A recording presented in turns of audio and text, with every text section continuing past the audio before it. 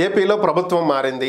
అయితే ఇప్పటికే కొంతమంది వైఎస్ఆర్ కాంగ్రెస్ పార్టీకి చెందినటువంటి నేతలు స్వచ్ఛందంగా రాజీనామాలు చేసి వెళ్ళిపోయారు. బెస్ట్ ఎగ్జాంపుల్ టీటీడీ చైర్మన్గా ఉన్నటువంటి భూమన కరుణాకర్ రెడ్డి గారు, ప్రభుత్వ ప్రధాన సలహాదారుగా ఉన్నటువంటి సజ్జల రామకృష్ణారెడ్డి గారు, అలాగే ఐఎండ్పిఆర్ చైర్మన్గా ఉన్నటువంటి విజయ్ కుమార్ రెడ్డి గారు.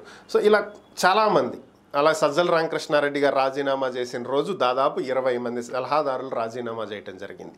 ఇంకా నామినేటెడ్ పోస్టులలో కొనసాగుతున్నటువంటి వాళ్ళు ఇంకా చాలామంది ఉన్నారు. ఇప్పటికే వీళ్ళందరూ రాజీనామాలు చేసి వెళ్ళిపోవాల్సిందిగా కొత్తగా నియమించబడినటువంటి సిఎస్ ఆదేశాలు ఇవ్వటం జరిగింది. ఇక అలానే సంబంధిత శాఖల కార్యదర్శులకు, ముఖ్య కార్యదర్శులకు కూడా ఆయన ఆదేశాలు ఇచ్చారు. ఏ శాఖలకు సంబంధించినటువంటి నామినేటెడ్ పోస్టుల్లో చైర్మన్లుగా, డైరెక్టర్లుగా ఉన్నవాళ్ళు ఎవరైనా సరే రాజీనామాలు చేసి వెళ్ళిపోవలసిందిగా ఆదేశాలు ఇవ్వండి. వాళ్ళు ఇచ్చినటువంటి రాజీనామా పత్రాలను వెంటనే ఆమోదించండి.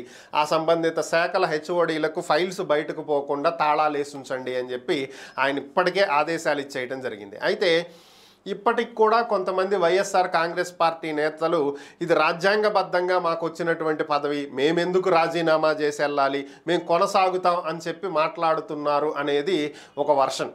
దీనికి సంబంధించి సొంత పార్టీ నేతలే వీళ్ళని అసహించుకుంటున్నారు. ఎందుకంటే ఒక పక్క మేము జగన్ అభిమానులము, జగన్ పెట్టిన భిక్ష మాకు రాజకీయ భిక్ష, జగన్ ఉంటే మేము ఉంటాం, జగన్ లేకపోతే మేము లేవు, జగనే మా ప్రపంచం అని చెప్పుకునే వీళ్ళందరూ ఈరోజు పదవిని పట్టుకుని వేలాడుతూ రాజ్యాంగబద్ధంగా వచ్చిందని ఇంకోటని సొల్లు కబుర్లు చెప్తూ పదవిలో కొనసాగాలని ప్రయత్నించటం ఏ విధంగా న్యాయం అని చెప్పి సొంత పార్టీ నేతలు అడుగుతున్నారు, అటు టీడీపీ నేతలు కూడా అడుగుతున్నారు.